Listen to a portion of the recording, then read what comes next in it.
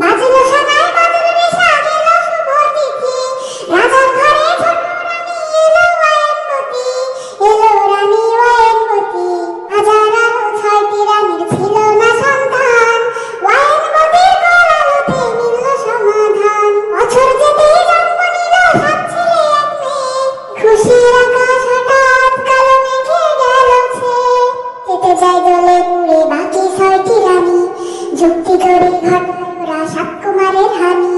সুযোগ মতো ৭ ছেলেকে খাওয়ায় জড়িবুটি, বাঁচে একা ন্যান্সি, ওরা পায় না তাকে ছুতে। বকুল বাঁচায় সে মেয়েকে উপায় বলে দিয়ে, ৭ ভাইকে পায় যে ন্যান্সি সাক্ষীর পাগল রূপে। তো কিছুর পরেও রাজার বিপদ ঠেকাতে না, সূর্য না করে সুখের সূর্য আর ওঠে না।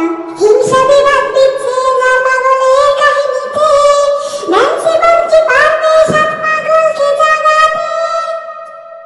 আসসালামু আলাইকুম আর্মিরা, welcome to our channel BTS cute story. আশা করি তোমরা সবাই ভালো আছো। তো আমি অনেক ভালো আছি। আজকে একটু ট্রেন্ডিং স্টোরি নিয়ে চলে আসলাম, ৭ ভাই চম্পা। ৭ ভাই চম্পার মতো ৭টি ভাই ঠিকই আছে, বাট গল্পটা আমাদের কিন্তু একটু আলাদা। মানে আমরা একটু ফানি ভার্সন দিতে চেয়েছি, তো তোমরা দেখো, তোমাদের নিশ্চয়ই অনেক ভালো লাগবে। তো বেশি কথা না বাড়িয়ে চলো আমরা সোজাসুজি গল্পটি শুরু করি। তো গল্পের শুরুতেই কিন্তু সূর্যনগর একেবারেই তোলপাড়। রাজা তো আবার নতুন বিয়ে করছে, এই নিয়ে কিন্তু ৬ রানীর একটা মতভেদ আছে। তো চলো ওরা কি বলছে আমরা একটু দেখে আসি। ছি ছি, আমি তো ভাবতেই পারিনি এরকম কখনো করবে ইয়ংহো। আরে রাজা যখন বিয়ে করছে করতে দাও না, তুমি এরকম বলছো কেন? তুমি চুপ করো জিসো, তুমি একটু বেশি বলছো। এটাই আমাদের অনেক সমস্যা। আমরা থাকতে কেন বিয়ে করবে?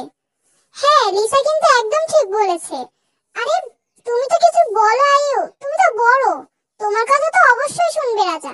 তুমি ইউনুকে একটু বলে দেখো না যে কিছু হয় নাকি। এখন আর বলে কি লাভ, ও তো অলরেডি বিয়ে করে নিয়ে চলে আসছে।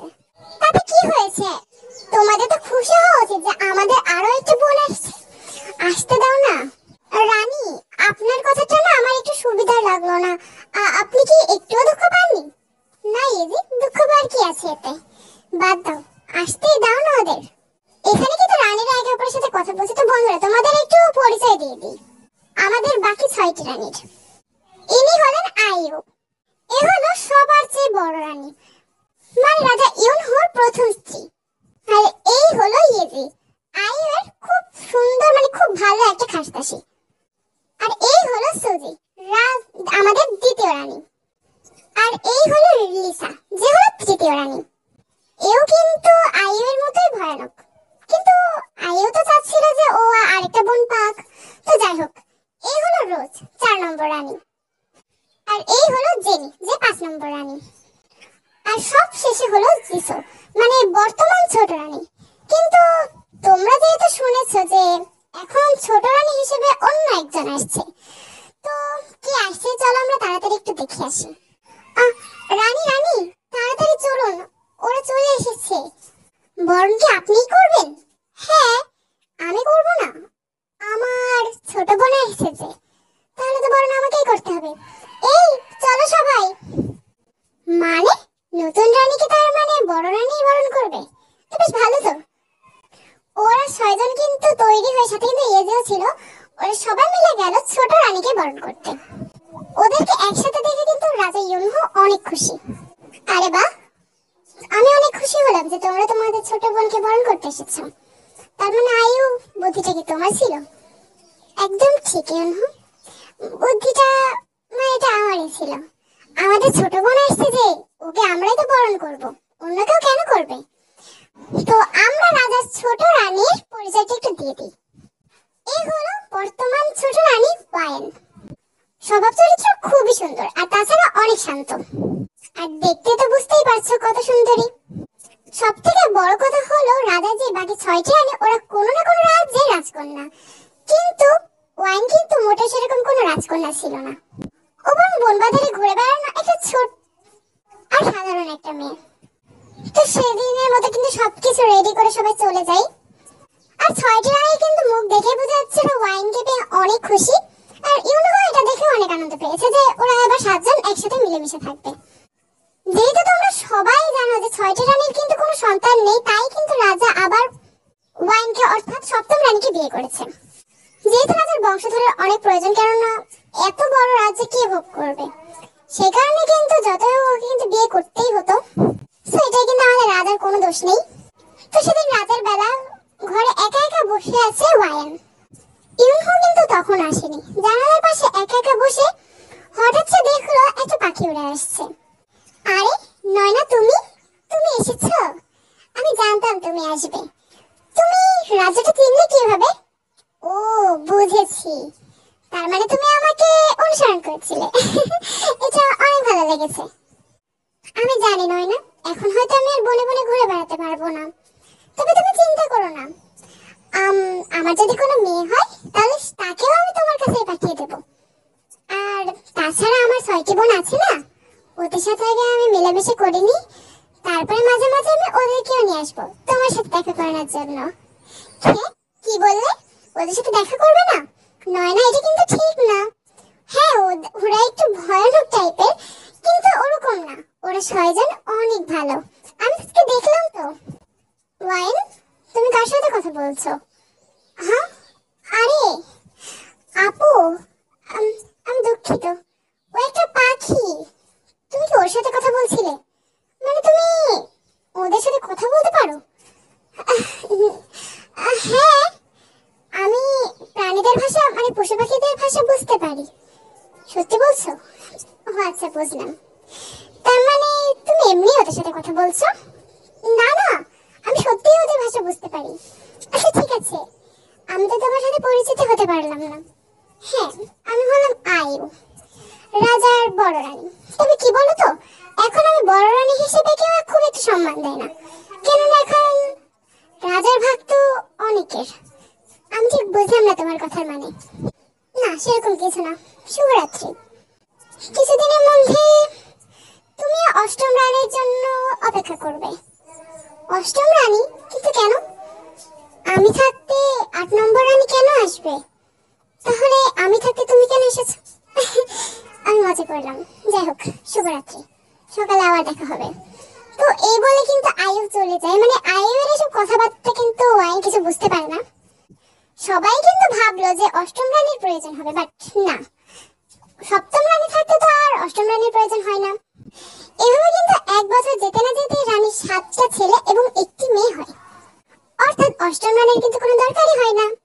তো এটা দেখে কিন্তু 6টি রানী একদম হিংসে জ্বলে পড়ে যেতে থাকে যে ওদের যখন সন্তান হলো না, তখন 7ম রানী অর্থাৎ ওয়াইনের কিভাবে হতে পারে।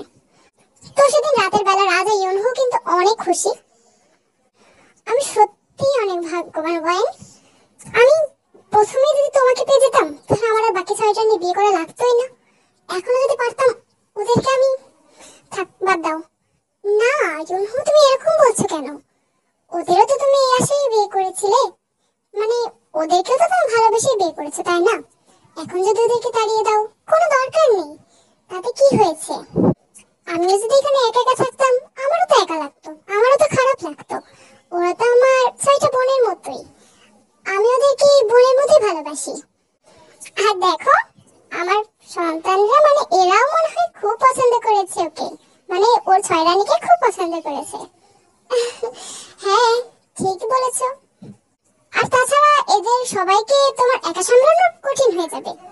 ওরাও তো আছে, ওরাও তোমাকে সাহায্য করবে। কিন্তু এখানে দেখো 7টা ছেলে, তাহলে বড় হয়ে যখন রাজা হবে তখন আমরা কিভাবে রাজা বানাবো, মানে কাকে রাজা বানাবো, এই নিয়ে কিন্তু একটা সমস্যা হবে। হ্যাঁ, রাজাকে নিয়ে তো সমস্যা হবে, কিন্তু তুমি তুমি মেয়েটার কথা কেন বললে না? হতে পারে এই মেয়েটাই রানী হলো। মেয়ে রানী? আচ্ছা ঠিক আছে, তুমি যদি চাও আমি সেটাও রাজি। আচ্ছা, কি নাম রাখা যায় বলো তো? আমরা বরং আমাদের বড় ছেলের নাম আরম রাখি। এ হলো জিন, জিমিন। এটাকে যেভাবে রাখলে ভালো হয় না? তারপর এ খুব ফর্সা, মানে একটু বিড়ালের মতো দেখতে, কি সুগা রাখি। বি, জাংকুক, জিন। এই নামগুলো কেমন লাগছে তোমার?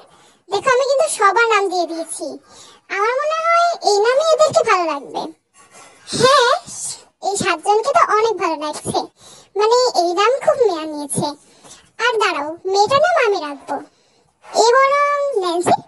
হ্যাঁ, মেয়েটার নাম ন্যান্সি রাখলে ভালো হয় না? হ্যাঁ, মেয়েটার নাম ন্যান্সি রাখলে দেখতে হবে রাজা কে হবে। আচ্ছা ঠিক আছে, রাজাটা বরং আমরা বড় হলে দেখে নেব। দরজার বাইরে থেকে কিন্তু এই কথা আয়ু আর লিসা শুনে ফেলে।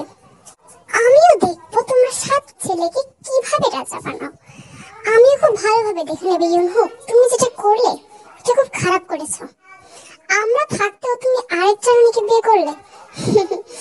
এর প্রতিশোধ আমি নেবই। আয়ু তুমি সব কি বলছো? তুমি কি করবে বলো তো? আমি জানি না, কিন্তু আমার মনে হয় এই যে 7 ছেলে, এদেরকে যখন বড় হয়ে রাজা বানাবে তখন একটু বিভ্রান্ত হবে। তখন হয়তো রাজ্যপাঠ বড় রানীর হাতেই আসবে, মানে আয়ু তোমার কাছে।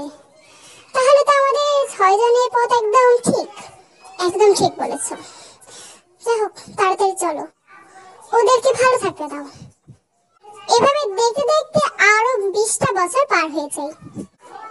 8 জন কিন্তু এখন সম্পূর্ণ বড় হয়ে গিয়েছে, আর 7টা ছেলে ওরা কিন্তু খুবই বুদ্ধিজ্ঞান সম্পন্ন হয়ে গিয়েছে। আর বাকি রইল ন্যান্সি, ও তো বেশিরভাগ গুণ পেয়েছে ওর মায়েরই। তো ইতিমধ্যে কিন্তু তোমরা জেনে গিয়েছো ওয়াইনের একটা ক্ষমতা আছে, ও কিন্তু পশু পাখিদের ভাষা বুঝতে পারে। সেইটার পুরোপুরি ক্ষমতা ন্যান্সি না পেলেও খানিকটা পেয়েছে। তো সেদিন ওদের 20 বছরের জন্মদিনের দিন। ন্যান্সি কিন্তু এমনিতেই অনেক চঞ্চল। সেদিন কিন্তু সকাল সকাল থেকে ন্যান্সিকে একদম পাত্তাই পাচ্ছে না, মানে ন্যান্সির খুঁজেই পাচ্ছে না। যেহেতু ন্যান্সিও কিন্তু ওর মায়ের গুণটা, মানে একটু একটু পশু পাখিদের ভাষা বুঝতে পারে, আর কয়েকটা, বেশি একটা বুঝতে পারে না, বাট চেষ্টা চালাচ্ছে। সেদিন কিন্তু ন্যান্সি এরকম পশু পাখিদের সাথে কথাই বলছিল অন্য জায়গায় গিয়ে। তো বাট এমন টাইমে হঠাৎ একটা নতুন প্রাণীর সাথে ন্যান্সির পরিচয়। হ্যাঁ নয় না, তুমি একদম ঠিক বলেছ। অবশ্য তোমরা আমার মায়ের সাথে ঘুরতে, কিন্তু এখন কিন্তু তোমার আমার সাথে ঘুরতে হবে। আচ্ছা, ওই জিনিসটা কি? ঝোপের আড়ে কিছু একটা আছে মনে হয়। আরে তুমি তো একটা ঘোড়া। আচ্ছা ঠিক, সত্যি একটা ঘোড়া? আচ্ছা তোমার দেখছি ডানাও আছে, তুমি কি উঠতে পারো? আরে তুমিও তো দেখি আমার সাথে কথা বলছো। আরে সবাই তার মানে আমার সাথে কথা বলতে পারে, এটা আমার অনেক ভালো লাগে। তুমি তার মানে আমাকে উড়িয়ে নিয়ে যেতে পারবে? আচ্ছা তোমার একটা নাম লাগবে। অঞ্জাও? তোমার নাম দেবো আমি অঞ্জাও। আচ্ছা চল আমরা একটু ঘুরে আসি। কি বললে, রাজবাড়িতে যেতে হবে? সেটা আমি পরে যেয়ে নেব, মানে এখনো তো অনুষ্ঠান শুরু হতে অনেক সময় বাকি। আমাকে কেউ খুঁজবে না, তুমি চিন্তা করো না। আরে চলো না, তুমি নড়ছো না কেন? এমন সময় কিন্তু ন্যান্সির একটা ভাই চলে আসে, ভি। এই বোকাশোকা কোথায় আসছি, মানে কি করছিস তুই এখানে? তোকে বাবা কতক্ষণ ধরে ডাকছে জানিস? আরে তুই চুপ কর না, আমি এখানে এর সাথে কথা বলছি দেখলি না? কার সাথে কথা বলছিস? ভূতের সাথে? এখানে তো কেউ নেই। মানে আরে অঞ্চাও, কোথায় গেলে তুমি? ধুর, তোকে দেখে ভয় পেয়ে গেল। তোর যা চেহারা, তোকে দেখে তো অবশ্যই ভয় পাবে। আমার তো মনে হয় যাকে দেখেছিস সে তোর চেহারা দেখেই ভয় পেয়ে গিয়েছে। বিয়ে এইসব কিন্তু আমার একদম ভালো লাগে না। তুই তুই এরকম খেপাস কেন রে আমাকে? আমি কি তোমাকে খেপাচ্ছি না? চল চল তাড়াতাড়ি চল। বাবা মা তোকে অনেকক্ষণ ধরে খুঁজছে। আমি বললাম যে আমি ডেকে আনছি, কারণ ওদের বিশ্বস্ত ছেলে আমি তো না। চল চল তাড়াতাড়ি চল, এখানে আর দাঁড়িয়ে থাকবি না। তুই যদি আমাকে এইভাবে অশৃঙ্খল ভাবে ডাকতে থাকিস না, তাহলে তুই না কোনোদিনও রাজা হতে পারবি না। তাহলে আমি যদি রাজা হতে না পারি, তুই কি রানী হবি? না, আমি তো আমার কথা বলিনি। আর বলতে চাইছি, আমার তো জাঙ্কুক ভাইয়াকে অনেক ভালো লাগে। আমার মনে হয় জাঙ্কুকে রাজা হবে। তাহলে হোক না, আমার কিছু যায় আসে না। ও যদি রাজা হোক, হতে পারে। ও হতে চাইলে আমি ওকেই রাজা বানাবো, কোনো সমস্যা নেই। কিন্তু তুই তো আবার অন্য রাজ্যের রানী হবি না? হ্যাঁ, এটা ঠিক বলেছিস। আচ্ছা সুগা ভাইয়াকে রাজা হলে ভালো লাগবে না? ভেবে দেখ, বাবার জায়গায় সুগা কেমন লাগবে? আরে সুগা রাজা হবে, আমি তো সব ভাইকেই রাজার পর দিতে পারবো, বাট সুগার তো সারাদিনই ঘুমাবে, তাহলে ও আবার রাজা হয় কি করে? তার মানে তোরও এটা মনে হয়? আচ্ছা ঠিক আছে, সত্যিই তাই। সুগা ভাইয়া তো সব সময় ঘুমায়। হ্যাঁ হ্যাঁ, এখন বেশি বকিস না, এই দেখ চলে এসেছি, চল চল। আর হ্যাঁ, অনুষ্ঠান শেষ হওয়ার আগে যদি তুই কোথাও চলে যাস না, তাহলে কিন্তু বকাকে আমি খেতে পারবো না। তোর এসব চঞ্চলের কারণে না আমরা 7 ভাই বকা খাই, শুধুমাত্র তোর জন্য বকা খাই। আরে একমাত্র বোন আমি, বুঝেছিস? আমার জন্য একটু বকা তো খেতে পারিস। তো এভাবে কিন্তু প্রিয়া ন্যান্সি ঝগড়া করতে করতে মানে তর্কাতর্কি হতে হতে ওরা চলে যায়। অনুষ্ঠান হিসেবে কিন্তু ওদের যেহেতু জন্মদিন, তো সেই হিসেবে একটা অনুষ্ঠান হচ্ছে রাজ্যে বড় রকম। ওরা প্রাসাদে ঢোকার সাথে সাথে সেখানে জিমিন চলে আসে। এই তো তোরা কতক্ষণ পরে আসছে, তোদের জন্য তো আমারই দেরি হয়ে যাচ্ছে, তাড়াতাড়ি আয় তোরা। আরে আরে তোমরা যাও যাও তাড়াতাড়ি যাও, দেখো তোমাদের বাবা আবার কাকে রাজা বানাচ্ছে। আমার তো মনে হয় ওরা রাজা আরেমকেই বানাবে, তোমাদের বড় ভাই। তাহলে বানাতে দাও, আমাদের তো কোনো সমস্যাই নেই। ও রাজা হলে আমরা তো আরো খুশি হব। হ্যাঁ, তোমাদের 7 ভাইয়ের মধ্যে কেউ তো রাজা হবেই, কিন্তু আমার মনে হয় ন্যান্সি তুমি কখনো রানী হতে পারবে না। অবশ্য তুমি তো আবার অন্য রাজ্যের রানী, কোথাও আবার তোমাকে যদি রাজ্য থেকে বের করে দেয়, তুমি তো একাই মেয়ে, তোমার তো কোনো দরকার নেই এখানে, তাই না? রাজ্য থেকে আমাকে বের করবে? আমার তো মনে হয় তোমাকেই বের করে দেবে। না না, আমি মজা করলাম। আর আমাকে কখনোই বের করবে না, কারণ যেহেতু আমি একমাত্র মেয়ে, আর তোমরা তো আবার অনেকেই রানী। এই রেঞ্জ, তুই এসব কি বলছিস? এসব কথা বলছিস কেন? মানে আমাদের দ্বিতীয় মাকে? ও তাই নাকি? আচ্ছা ঠিক আছে, আমি একটু ভুল বলে ফেলেছি। আচ্ছা আমাদেরকে ক্ষমা করে দাও, ঠিক আছে? এই তাড়াতাড়ি চল, আমাদের দেরি হয়ে যাচ্ছে, এখানে সময় নষ্ট করলে হবে না। তো এই বলে কিন্তু ওরা তিনজনে চলে যায়। আইয়ুকে কিন্তু পাত্তাই দেয় না। ওরা যেহেতু সবাই চলে এসেছে, তো সময় মতো কিন্তু অনুষ্ঠানটা শুরু করা গেল। বাট 6 রানী ওরা কিন্তু একদম জ্বলে পড়ে শেষ, মানে হিংসায়, যে কি ওদের মানে পাত্তাই দিচ্ছে না। রাজা কিন্তু ওদের 7 ছেলে 1 মেয়ে আর রানীকে নিয়েই ব্যস্ত, ওদের দিকে তাকানোর কিন্তু সময় নেই। তাহলে তোমরা কি বলো, অনুষ্ঠানটা শুরু করা যাক? কি বলো ওয়াইন? তোমার 7 ছেলে 1 মেয়ে ওরা কি চলে এসেছে? আরে এরকম করে বলছো কেন? দেখছো তো সবাই চলে এসেছে, এবার শুরু করতে পারো। হ্যাঁ শুরু তো করবো, কিন্তু তোমাদের জন্য অনেক টাইম লেগে গেল। মা জানো, আমার না একটা পাখাওয়ালা ঘোড়ার সাথে দেখা হয়েছে। ন্যান্সি এবার চুপ করো। হ্যাঁ ঠিক আছে, তুমি বরং পাখাওয়ালা ঘোড়ার সাথে দেখা করেছো, তোমরা পরে শুনবো, এখন চুপ করো তাড়াতাড়ি।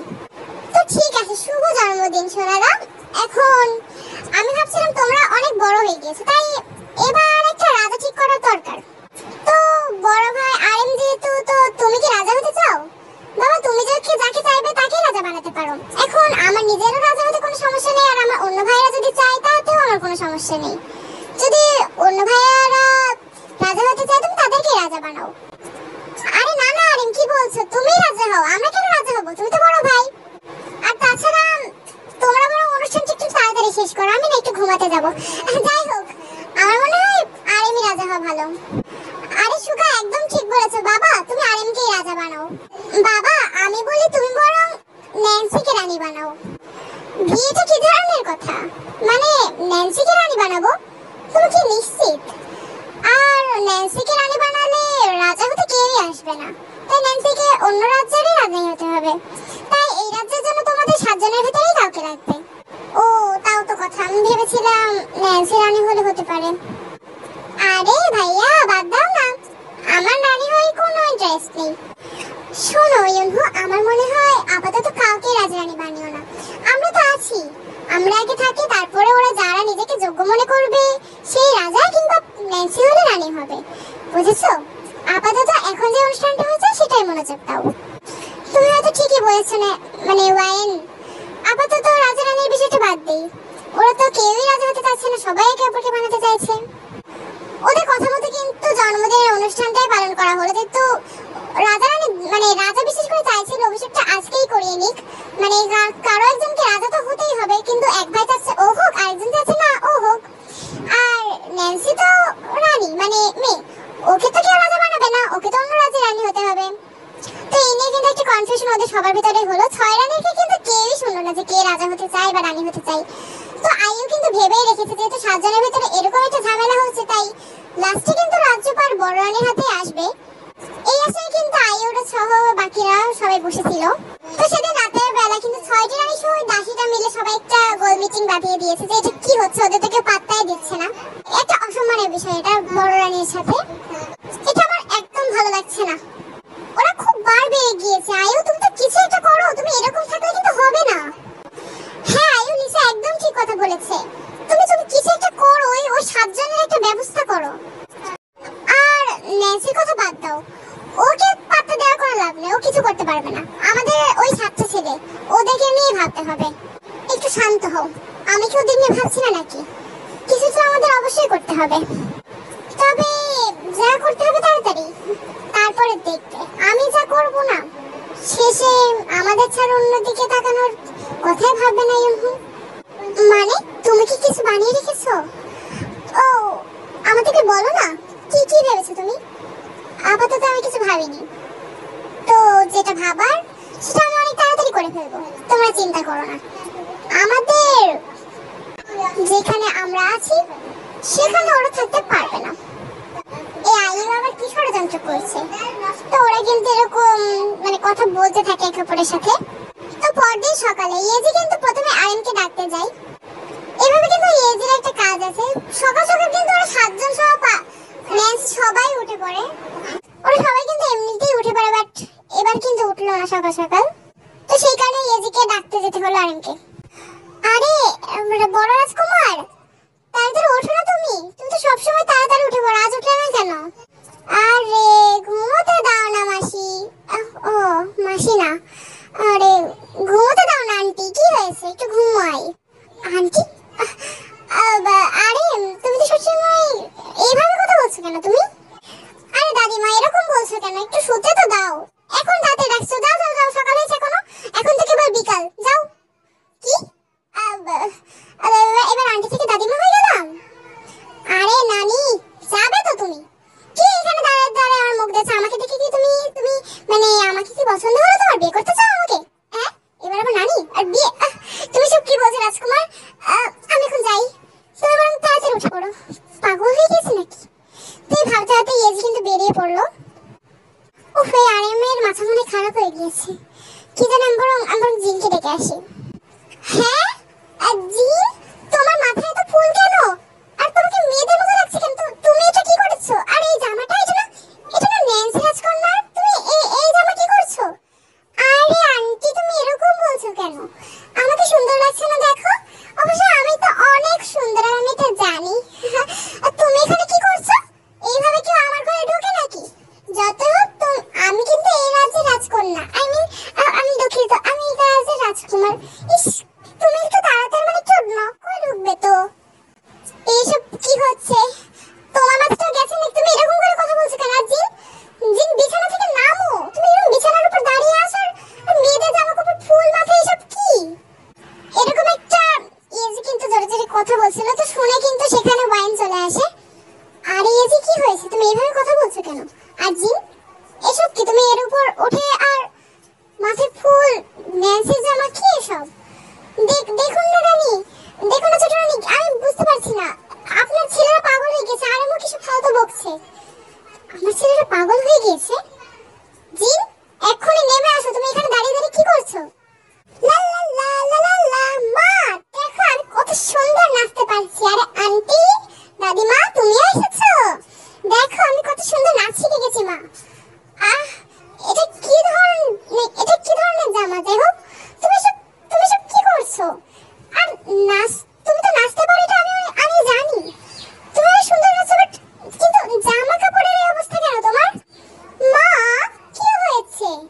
আর দেখো তুমি যে ফুল দিয়ে সুন্দর একটা ব্যাগ বানিয়েছিলে না, ওটা আমাকে কত সুন্দর লাগছে। আমি তো বলবো ওটা তুমি আমাকেই দিয়ে দাও। কি সুন্দর! আরে ভাইয়া তোমাকে তো অনেক সুন্দর লাগছে, একদম ঠিক বলেছো। যে হোক তোমার নাচটাও অনেক সুন্দর। আরে ধুর, এই খেলনাটা জোড়া লাগছে না কেন? ধুর ধুর, আরেকটু, আবার ভেঙে যাচ্ছে। আরে তোমরা সবাই এখানে আছো? আচ্ছা কি করছো তোমরা এখানে? দেখুন রানীমা, জিমিনও পাগল হয়ে গিয়েছে, কি সব খেলনা জোরে বেড়াচ্ছে। আমি বুঝতে পারছি না তোমাদের হয়েছেটা কি, তোমরা এরকম আচরণ কেন করছো? আরে এসব কি, রাজকুমারদের হঠাৎ এরকম হলো কেন? মানে একজন নাচ করছে, কোথাও একজন খেলনা জোড়ছে, আরেকজন তো ঘুম থেকে উঠছেই না, ঠিক বুঝলাম না এসব কি হচ্ছে। এই ঘটনা কিন্তু রাজ্যের সবার কানেই চলে গেল, বিশেষ করে ইউনহুর কানে। সো ইউনহু কিন্তু সেদিন রাজসভায় ওদের 7 ছেলেকে আর সাথে সাথে ন্যান্সিকেও ডেকে পাঠালো। ন্যান্সি কিন্তু ঠিকই আছে, মানে ন্যান্সি নিজেও কিন্তু বুঝতে পারে না তার 7 ভাইয়ের হঠাৎ করে পাগলের মেয়ে করছে কেন, পাগলের মতো আচরণ কেন করছে। রাজা কিন্তু বুঝতে পারলো না, বাট 6 জন ছেলে তো চলে এলো, সুগার পাত্তা নেই। তোমাদের আরেকবার সুগা কোথায়? ন্যান্সি, সুগাকে কোথাও দেখেছো? না বাবা, সুগা যে কোথায় আমি জানি না। আমাকে ঘুম থেকে ডাকলে কেন? কি হয়েছে? সুগা, তোমার তোমার চুলের এই অবস্থা কেন? তুমি একটু রাজসভায় আসতে তোমাকে একটু গুছিয়ে আসতে হতো। রাজসভা? রাজসভা? ও রাজসভা এটা? ও ও বাবা, রাজসভা, আমি তো ভাবলাম বাগান। আচ্ছা ঠিক আছে, বলো কি হয়েছে? সুগা, আমার কিন্তু এসব একদম ভালো লাগছে না, তোমাদের এসব পাগলামি। বাবা তুমি এভাবে বকছো কেন? আমার তো খুব ভয় লাগছে। তুমি এভাবে বকবে না, আমার ভালো লাগে না। জাঙ্কুক, আমাকে বাঁচাও। চিন্তা করো না, বি তোমার কিচ্ছু হবে না, আমি তো আছি। আমি জানি না জাঙ্কুক, আমার খুব ভয় করছে। বাবার রূপটা একবার দেখো, আমার বাবাকে দেখে ভীষণ ভয় লাগছে। তুমি চিন্তা করো না বি, আমি তোমার কিচ্ছু হতে দেব না। বাবাকে দেখে ভয় পাওয়ার কিছুই নেই। অবশ্য ভয় আমার একটু করছে। আমার ভাইরা এরকম কেন করছে? আরে আমি এরকম সিচুয়েশন, আমি হাসছি কেন এই অবস্থায়? এসব কি হচ্ছে তোমাদের? তোমরা কি পাগল হয়ে গিয়েছে? এসব আচরণ কেন করছো তোমরা? ওয়াইন এসব কি তুমিও ওদের কিছু শিখিয়েছো? তুমি সব কি বলছো ইউনহু? তুমি এসবের কিছুর জন্য আমাকে দোষ দিচ্ছ? আমি কিভাবে জানবো এসব কি করে হলো? তার মানে কে জানে এটা? আইউ, লিসা, জেনি, তোমরা কিছু করেছো? ইউনহু, আমি তোমার প্রথম রানী। তুমি আমাকে প্রথমে ভালোবেসে বিয়ে করেছিলে, আর এখন তুমি সবকিছু জন্য আমাকে দোষ দিচ্ছ। তুমি ওয়াইনকে জিজ্ঞাসা করো না ও কি খাইয়েছে ওদের। দোষ তো ওর হওয়া উচিত, ও ওদের মা। আর তাছাড়া তোমার এই সাত ছেলে কি কখনো আমাকে মা হিসেবে মেনে নিয়েছে? সম্মান কি কখনো করেছে? আর তুমি এখন আমাকে বলছো আমি কি করব? হ্যাঁ ইউনহু, তুমি আমাদের কাউকে দোষ দিতে পারো না, আমরা কিছু করছি না। ওয়াইনকে শোনো, আমরা কি আর তোমার ছেলের কাছে আসি নাকি? আসি তো ওয়াইন, ওদের মা। ওর কাছে জিজ্ঞাসা করো কি করেছে। মানে তোমরা কি বলছো? আমি কি করব আমার ছেলেদের?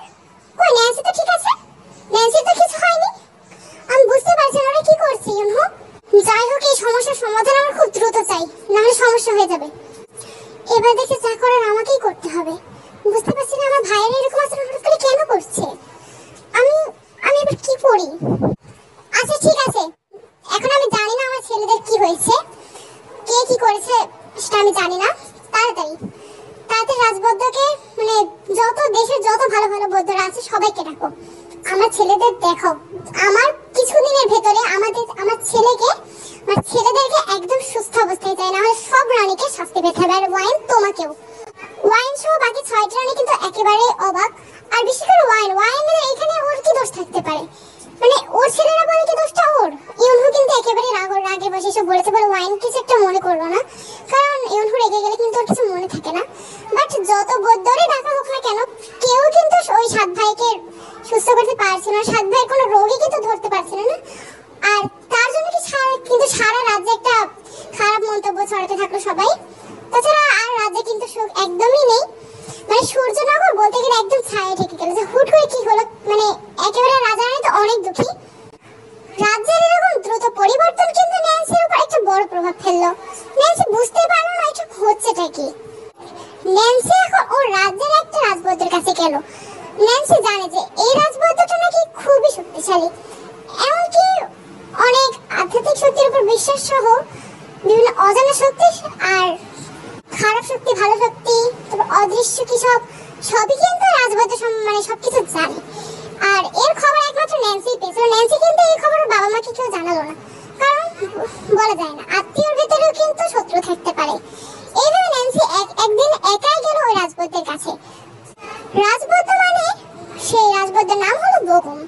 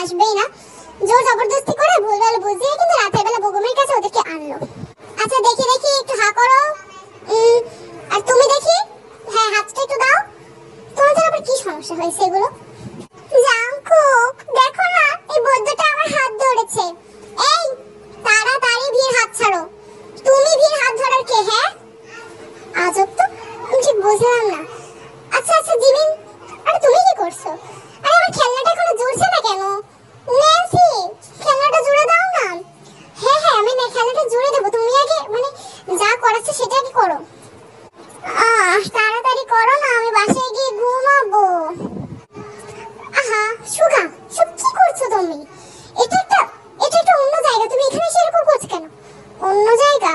ও আমার বাসার বাগান না, আমি তো ভেবেছিলাম বাগান। আরে আরেকটু ওয়েট করতে, আমি এখন তো লিপস্টিকটা দিইনি, এত তাড়াতাড়ি আনলে হয়?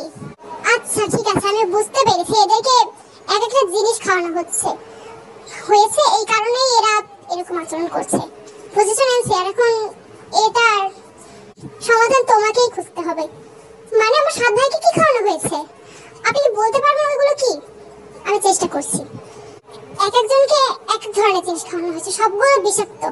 যেমন ধরো আরেমকে ফ্রুটটার ফল খাওয়ানো হয়েছে, এটা ওর রক্তের উপর প্রভাব ফেলেছে। আজিনকে হিজল ফল নামের একটা বিষাক্ত ফল খাওয়ানো হয়েছে। জিমিনকে বিছুটি পাতার রস, এটা একটু ভয়ানক। আর ভিকে আকন্দ পাতা, হ্যাঁ এটা একটু বেশি লজ্জাবতী হয়ে যায়। সুগাকে কালকে ফুলের বাকল, তাই ঘুম আরো বেশি আসে। তাছাড়া পাগলামি তো করবেই। আর জাঙ্ককে রক্ত করবি, সেই কারণে এরকম মানে রক্ত করবি শিকড় খাওয়ানো হয়েছে, এই কারণে এরকম রাগে কিছু করছে। জিউবকে কুচ ফলের বীজ, হ্যাঁ এটাও অনেক সাংঘাতিক। এই ধরনের খাবার খাওয়ানো হয়েছে, মানে এই ধরনের ফল শিকড় বাবল এইগুলো খাওয়ানো হয়েছে। কিন্তু এখন এগুলো কে খাইয়েছে তুমি কি জানো? না, আমাদের এইসব ফল তো রাজ্যের অন্য জায়গা থেকে আনা হয়। আমি জানি না, এসব তো আমাদের রাজ্যে পাওয়া যায় না। আমাদের রাজ্যে তো ভালো ফল পাওয়া যায়, এরকম বিষাক্ত কিছু কিন্তু কেন কে খাওয়াবে? আর এগুলো কি কোনো খাবারের সাথে দেওয়া হয়েছে? হ্যাঁ, একটা খাবারের সাথে অবশ্য দেওয়া হয়েছে। কিন্তু এখন তোমাদের সাত ভাইরাই বলতে পারবে যে এইসব ফল বা বাকল কে খাইয়েছে। কিন্তু ওরা তো এখন যে অবস্থায় রয়েছে এটা বলতে পারবে না। এর সমাধান তোমাকেই খুঁজতে হবে। তাহলে আমি এখন ওদেরকে কি করে সুস্থ হবে? ওরা একটা বড় মাপের ফুল তোমাকে খুঁজতে হবে। এটা অবশ্য 250 বছর পর একবার ফোটে। আর তোমার ভাগ্য ভালো যে এই বছরে সেই ফুলটা ফুটবে যেখানে সূর্যোদয় হবে। কি 250 বছর পর তো দেরি হয়ে গেল, আমি আবার এই ফুলটা 250 বছর পর পাবো? না, এটা কিভাবে হতে পারে? আচ্ছা আপনি কি জানেন ফুলটা কোথায় আছে? হ্যাঁ, তোমাকে সেখানে একাই যেতে হবে। আমি শুধু তোমাকে এইটুকু সাহায্য করতে পারবো যে ফুলটা কোথায় আছে এটা বলে দিই। একটা ধাঁধা, তোমাকে এটা সমাধান করে সেই অবস্থায় যেতে হবে। আচ্ছা ঠিক আছে, আমি প্রস্তুত, আপনি আমাকে বলুন। মন দিয়ে শোনো। প্রাসাদ থেকে দক্ষিণে 500 ক্রোশ এগিয়ে গুপ্ত সুড়ঙ্গ পথ, বামে সমুদ্র, ডানে পাহাড়। পশ্চিম দিকে 250 গজ এগোলে উত্তরে উঁচু পাহাড়, চূড়ায় গেলে ফল পাবে। উঁচু পাহাড়ের চূড়ায় আছে সেই ফুল যেখানে সূর্য অস্ত যায়। তোমাকে ওখান থেকে ফুলটা আনতে হবে আর ওদেরকে খাওয়াতে হবে। আর তোমাকে কালকে সূর্যোদয় হওয়ার পরই রওনা দিতে হবে, তাহলেই তুমি সময় মতো পৌঁছাতে পারবে। ঠিক আছে, আমি প্রস্তুত। আমার ভাইদেরকে রক্ষা করার জন্য আমি কাজটা করবই, আর আমার শত্রুদেরকেও খুঁজে বার করব। পারুল কি পারবে ও সাত ভাইকে ঠিক করতে? আর যদি ও সাত ভাইকে ঠিক করতে না পারে তাহলে ভবিষ্যতে কিন্তু এরকম পাগলামি করতে করতে কিন্তু ওদের মানে মৃত্যু হয়ে যাবে। আর তাছাড়া এই অবস্থা কিন্তু ওদের খুব দ্রুত সারাতে হবে। এখন ন্যান্সির উপরেই কিন্তু ভরসা। এখন ন্যান্সি যদি খুঁজে না আনতে পারে তাহলে কিন্তু হবে না। তো এখন ন্যান্সি কিন্তু আগামীকাল সূর্যোদয়ের পরই রওনা দেবে। তো ও আসলেই কি এই ফুলটা সে উঁচু পাহাড়ের চূড়া থেকে ফুলটা আনতে পারবে কিনা এটা কিন্তু আমরা নেক্সট পার্টে দেখতে পারবো, অর্থাৎ নেক্সট সিজনে। তো বন্ধুরা, এই সিজনটা তোমাদের কেমন লাগলো কমেন্টে কিন্তু আমাদেরকে অবশ্যই জানাবে। আশা করি তোমাদের অনেক ভালো লেগেছে। সামনে কিন্তু একটা বিশাল অ্যাডভেঞ্চার বাকি আছে। তো সবাই ভালো থাকবে।